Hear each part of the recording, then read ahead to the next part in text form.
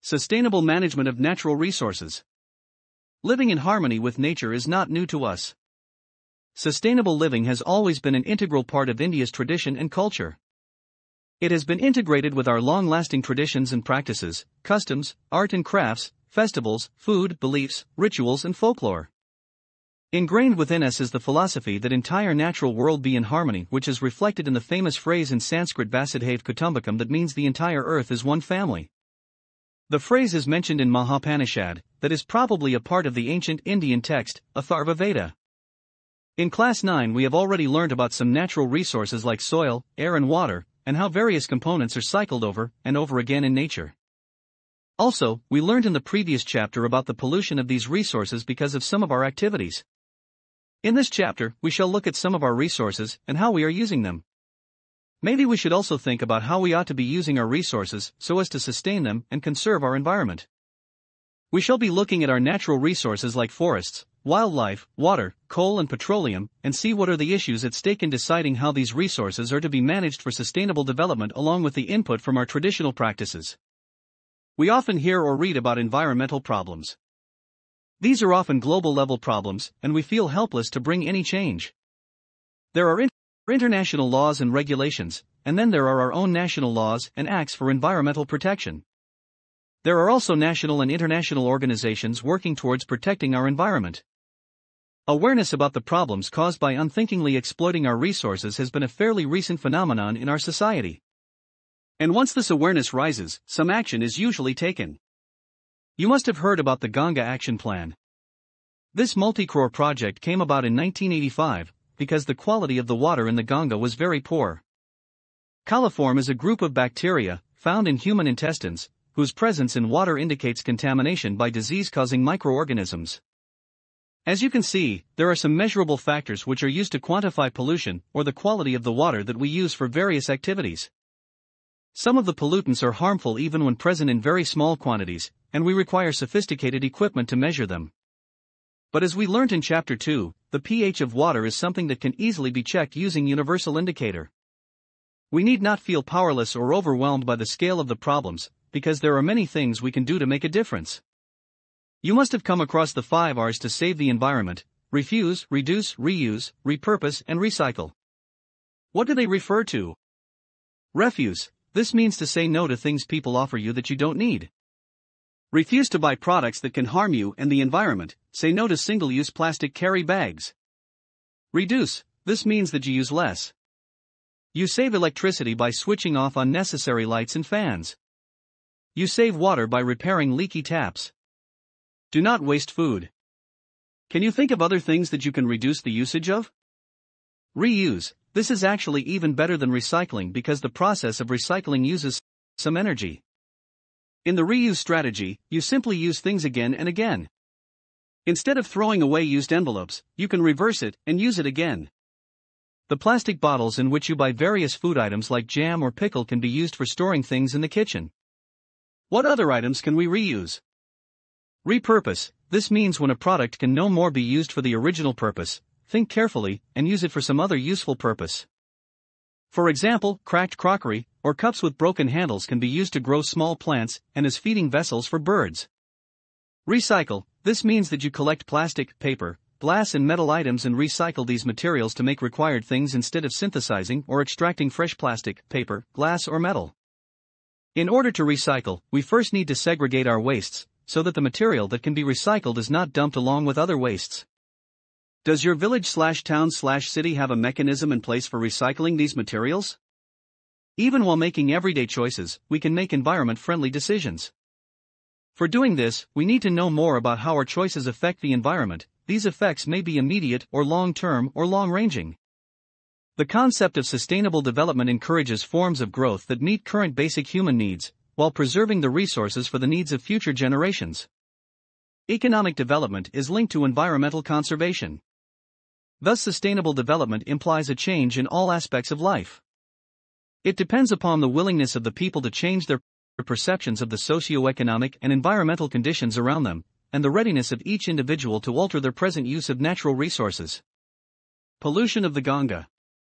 The Ganga runs its course of over 2,500 kilometers from Gangotri in the Himalayas to Ganga Sagar in the Bay of Bengal.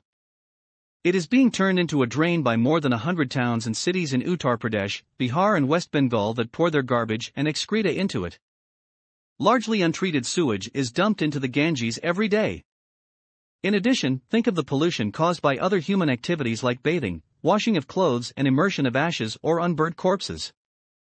And then, industries contribute chemical effluents to the Ganga's pollution load, and the toxicity kills fish in large sections of the river. Namami Gange program is an integrated conservation mission approved as a flagship program by the Union government in June 2014. It was launched to accomplish the twin objectives of effective abatement of pollution conservation and rejuvenation of River Ganga. The National Mission for Clean Ganga is the implementation wing set up in October 2016. Why do we need to manage our resources? Not just roads and buildings, but all the things we use or consume: food, clothes, books, toys, furniture, tools and vehicles, are obtained from resources on this earth. The only thing we get from outside is energy which we receive from the sun. Even this energy is processed by living organisms in various physical and chemical processes on the earth before we make use of it. Why do we need to use our resources carefully? Because these are not unlimited, and with the human population increasing at a tremendous rate due to improvement in healthcare, the demand for all resources is increasing at an exponential rate. The management of natural resources requires a long-term perspective, so that these will last for the generations to come, and will not merely be exploited to the hilt for short-term gains. This management should also ensure equitable distribution of resources, so that all, and not just a handful of rich and powerful people, benefit from the development of these resources. Another factor to be considered while we exploit these natural resources is the damage we cause to the environment while these resources are either extracted or used. For example, mining causes pollution because of the large amount of slag which is discarded for every ton of metal extracted.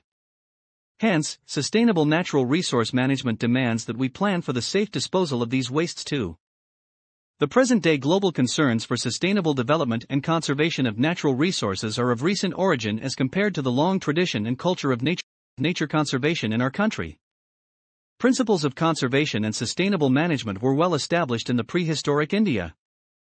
Our ancient literature is full of such examples where values and sensitivity of humans towards nature was glorified and the principle of sustainability was established at its best. During the Vedic period, both productive as well as protective aspect of forest vegetation were emphasized. Agriculture emerged as a dominant economic activity during the later Vedic period. This was the time when the concept of cultural landscapes such as sacred forests and groves, sacred corridors, and a variety of ethnoforestry practices were evolved that continued to the post-Vedic period. Besides, a wide range of ethnoforestry practices were infused with the traditions, customs and rituals and followed as a means for protection of nature and natural resource. Forests and wildlife. Forests are biodiversity hotspots. One measure of the biodiversity of an area is the number of species found there. However, the range of different life forms, bacteria, fungi, ferns, flowering plants, nematodes, insects, birds, reptiles and so on, found, is also important. One of the main aims of conservation is to try and preserve the biodiversity we have inherited. Experiments and field studies suggest that loss of diversity may lead to loss of ecological stability. Stakeholders. We all use various forest produce. But our dependency on forest resources varies. Some of us have access to alternatives, some do not. When we consider the conservation of forests, we need to look at the stakeholders who are, the people who live in or around forests or dependent on forest produce for various aspects of their life. See Figure 16.2. 2. The Forest Department of the government which owns the land and controls the resources from forests. 3. The industrialists, from those who use tenda leaves to make biddies to the ones with paper mills, who use various forest produce, but are not dependent on the forests in any one area. 4. The wildlife and nature enthusiasts who want to conserve nature in its pristine form. Let us take a look at what each of these groups needs/gets out of the forests. The local people need large quantities of firewood, small timber and thatch. Bamboo is used to make slats for huts and baskets for collecting and storing food materials. Implements for agriculture, fishing and hunting are largely made of wood. Also, forests are sites for fishing and hunting. In addition to the people gathering fruits, nuts and medicines from the forests, their cattle also graze in forest areas or feed on the fodder which is collected from forests. Do you think such use of forest resources would lead to the exhaustion of these resources?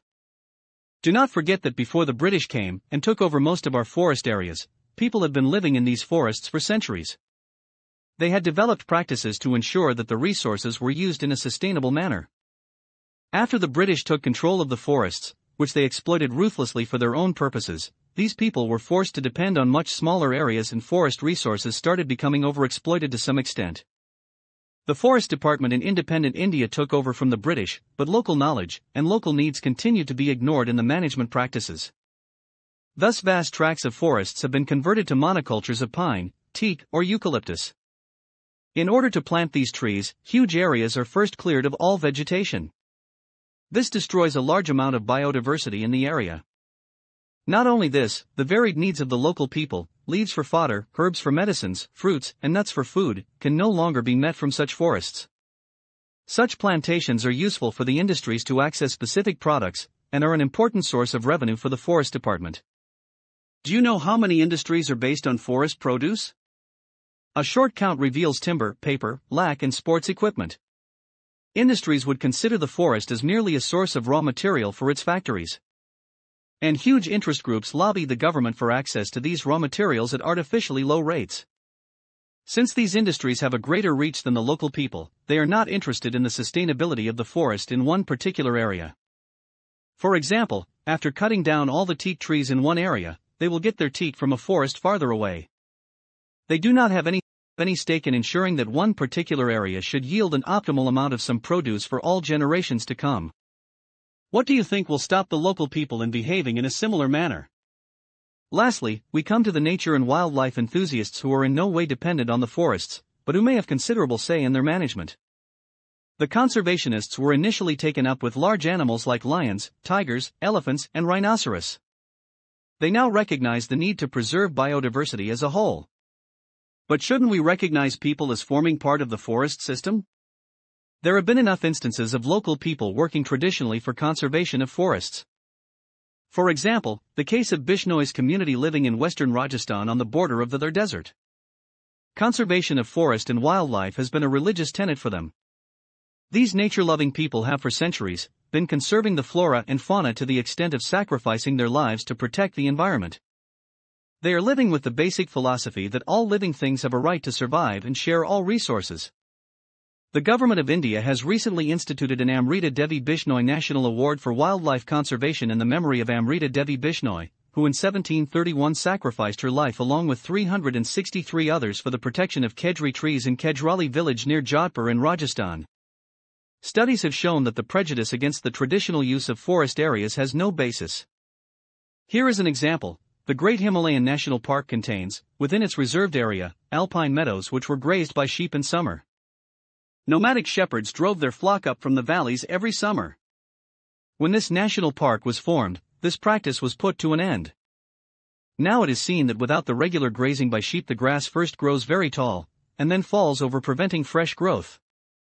Management of protected areas by keeping the local people out, or by using force, cannot possibly be successful in the long run. In any case, the damage caused to forests cannot be attributed to only the local people. One cannot turn a blind eye to the deforestation caused by industrial needs or development projects like building roads or dams. The damage caused in these reserves by tourists or the arrangements made for their convenience is also to be considered. We need to accept that human intervention has been very much a part of the forest landscape. What has to be managed in the nature, and what may be the extent of this intervention? Forest resources ought to be used in a manner that is both environmentally and developmentally sound. In other words, while the environment is preserved, the benefits of the controlled exploitation go to the local people, a process in which decentralized economic growth and ecological conservation go hand in hand. The kind of economic and social development we want will ultimately determine whether the environment will be conserved or further destroyed. The environment must not be regarded as a pristine collection of plants and animals. It is a vast and complex entity that offers a range of natural resources for our use. We need to use these resources with due caution for our economic and social growth, and to meet our material aspirations. Management of forest. We need to consider if the goals of all the above stakeholders with regard to the management of the forests are the same.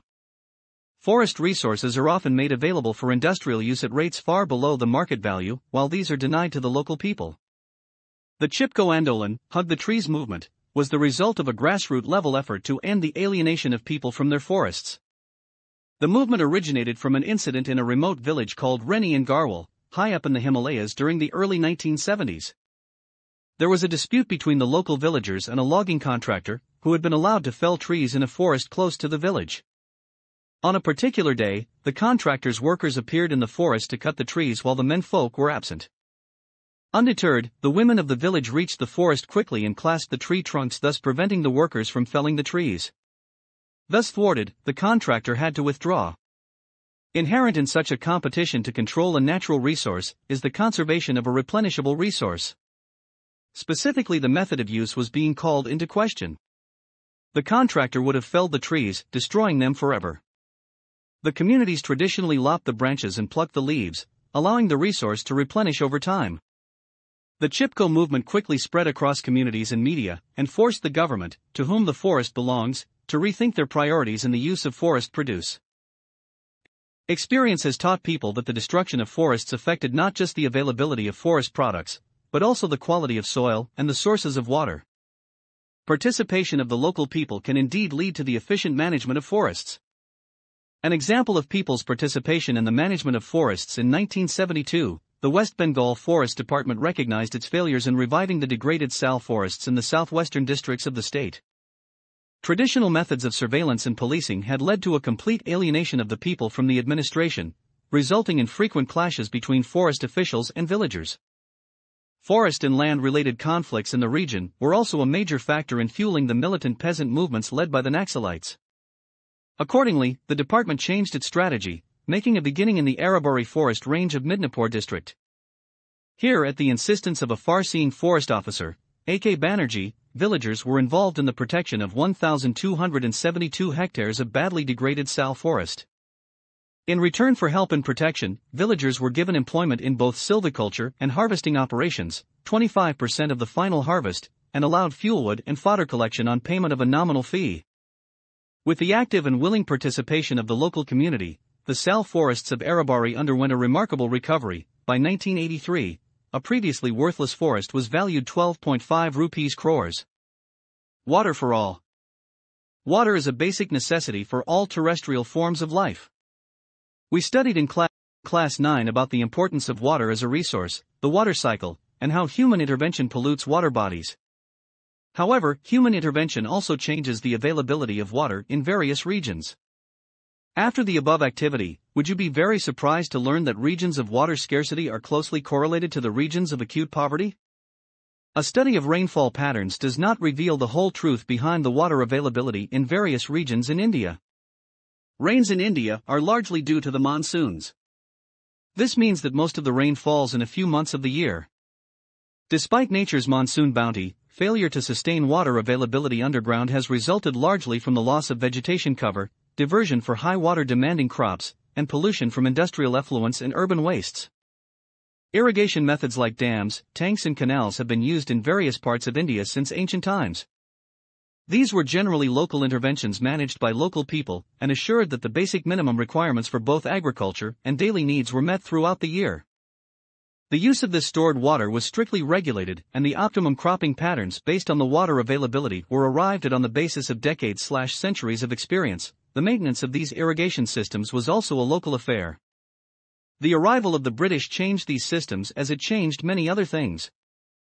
The conception of large-scale projects, large dams and canals traversing large distances, were first conceived and implemented by the British and carried on with no less gusto by our newly formed independent government. These mega-projects led to the neglect of the local irrigation methods, and the government also increasingly took over the administration of these systems, leading to the loss of control over the local water sources by the local people. Coals in Himachal Pradesh. Parts of Himachal Pradesh had evolved a local system of canal irrigation called coals over 400 years ago. The water flowing in the streams was diverted into man-made channels, which took this water to numerous villages down the hillside. The management of the water flowing in these coals was by common agreement among all the villages. Interestingly, during the planting season, water was first used by the village farthest away from the source of the coal, then by villages progressively higher up. These coals were managed by 2 or 3 people who were paid by the villagers. In addition to To irrigation, water from these culls also percolated into the soil and fed springs at various points. After the culls were taken over by the irrigation department, most of them became defunct and there is no amicable sharing of water as before. Dams. Why do we seek to build dams? Large dams can ensure the storage of adequate water not just for irrigation, but also for generating electricity, as discussed in the previous chapter. Canal systems leading from these dams can transfer large amounts of water over great distances. For example, the Indira Gandhi Canal has brought greenery to considerable areas of Rajasthan. However, mismanagement of the water has largely led to the benefits being cornered by a few people. There is no equitable distribution of water, thus people close to the source grow water-intensive crops like sugarcane and rice while people farther downstream do not get any water. The woes of these people who have been promised benefits which never arrived are added to the discontentment among the people who have been displaced by the building of the dam and its canal network. In the previous chapter, we mentioned the reasons for opposition to the construction of large dams, such as the Tehri Dam on the river Ganga. You must have read about the protests by the Narmada Bachao Andolan, Save the Narmada movement, about raising the height of the Sardar Sarovar Dam on the river Narmada. Criticisms about large dams address three problems in particular. Social problems, because they displace large number of peasants and tribals without adequate compensation or rehabilitation. 2. Economic problems because they swallow up huge amounts of public money without the generation of proportionate benefits. 3. Environmental problems because they contribute enormously to deforestation and the loss of biological diversity. The people who have been displaced by various development projects are largely poor tribals who do not get any benefits from these projects and are alienated from their lands and forests without adequate compensation. The ousties of the Tawa Dam built in the 1970s are still fighting for the benefits they were promised. Water harvesting. Watershed management emphasizes scientific soil and water conservation in order to increase the biomass production. The aim is to develop primary resources of land and water, to produce secondary resources of plants and animals for use in a manner which will not cause ecological imbalance. Watershed management not only increases the production and income of the watershed community, but also mitigates droughts and floods and increases the life of the downstream dam and reservoirs. Various organizations have been working on rejuvenating ancient systems of water harvesting as an alternative to the mega projects like dams.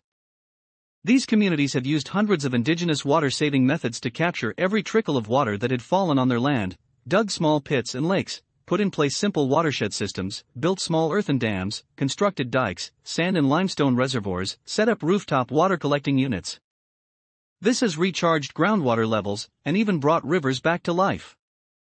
Water harvesting is an age-old concept in India. Khaddans, tanks and nadis in Rajasthan, bandharas and tals in Maharashtra, bundis in Madhya Pradesh and Uttar Pradesh, ahars and pines in Bihar, kulls in Himachal Pradesh, ponds in the Kandy belt of Jammu region and Aras, tanks in Tamil Nadu, Shurangams in Kerala, and Kattas in Karnataka, are some of the ancient water harvesting, including water conveyance, structures still in use today. See Figure 16.4 for an example. Water harvesting techniques are highly locale-specific and the benefits are also localized. Giving people control over their local water resources ensures that mismanagement and overexploitation of these resources is reduced/removed. In largely level terrain, the water harvesting structures are mainly crescent-shaped earthen embankments or low, straight concrete and rubble check dams built across seasonally flooded gullies. Monsoon rains fill ponds behind the structures.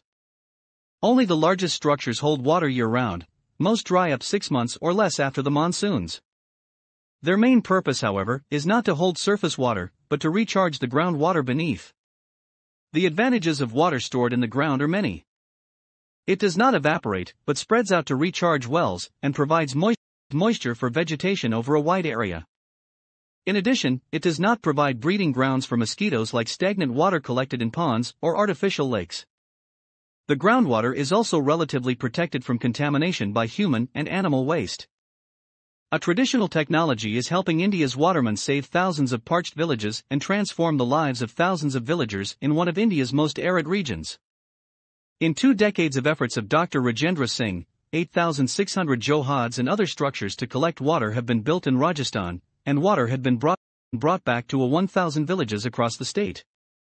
In 2015, he won the Stockholm Water Prize. It is the most prestigious award which honors a person who contributes to the conservation and protection of water resources for the well-being of the planet and its inhabitants. Coal and petroleum. We have seen some of the issues involved in the conservation and sustainable use of resources like forests, wildlife and water. These can meet our needs perpetually if we were to use them in a sustainable manner. Now we come to yet another important resource, fossil fuels, that is, coal and petroleum, which are important sources of energy for us. Since the Industrial Revolution, we have been using increasing amounts of energy to meet our basic needs and for the manufacture of a large number of goods upon which our lives depend. These energy needs have been largely met by the reserves of coal and petroleum. The management of these energy sources involves slightly different perspectives from those resources discussed earlier. Coal and petroleum were formed from the degradation of biomass millions of years ago, and hence these are resources that will be exhausted in the future no matter how carefully we use them. And then we would need to look for alternative sources of energy. Various estimates exist as to how long these resources will last if the present rate of usage continues. It is estimated that our known petroleum resources will last us for about 40 years and the coal resources will last for another 200 years. But looking at other sources of energy is not the only consideration when we look at the consumption of coal and petroleum. Since coal and petroleum have been formed from biomass, in addition to carbon, these contain hydrogen, nitrogen, and sulfur. When these are burnt, the products are carbon dioxide, water, oxides of nitrogen, and oxides of sulfur. When combustion takes place in insufficient air, oxygen, then carbon monoxide is formed instead of carbon dioxide. Of these products, the oxides of sulfur and nitrogen and carbon monoxide are poisonous at high concentrations and carbon dioxide is a greenhouse gas. Another way of looking at coal and petroleum is that they are huge reservoirs of carbon, and if all of this carbon is converted to carbon dioxide, then the amount of carbon dioxide in the atmosphere is going to increase, leading to intense global warming. Thus, we need to use these resources judiciously. Some simple choices can make a difference in our energy consumption patterns. Think over the relative advantages, disadvantages, and environment friendliness of the following: taking a bus, using your personal vehicle or walking/cycling. 2. Using LED bulbs or fluorescent tubes in your homes. 3. Using the lift or taking the stairs. 4. Wearing an extra sweater or using a heating device, heater or cigarette, on cold days. The management of coal and petroleum also addresses the efficiency of our machines.